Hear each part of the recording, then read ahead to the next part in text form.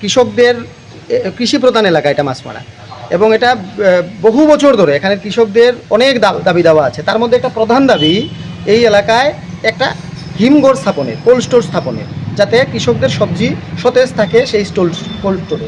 গত বিধানসভা নির্বাচনের আগে আমাদের পাবিয়াছড়া বিধানসভার বিধায়ক, তখন তিনি মন্ত্রী ছিলেন রাজ্যে, এবং পার্শ্ববর্তী পেচারতল বিধানসভার মাননীয় মন্ত্রী শান্তনা চাকমা ভোট বৈতরণী পার হওয়ার জন্য তারা এই কোল্ড স্টোর এখানে স্থাপন করা হবে বলে ঢাকঢোল পিটিয়ে এখানে তারা ভিত্তিপ্রস্তর স্থাপন করলেন। এই যে ডেট আছে 17 জানুয়ারি 2023, বিধানসভা নির্বাচনের কয়েকদিন আগে, 23-এর বিধানসভা নির্বাচনের আগে।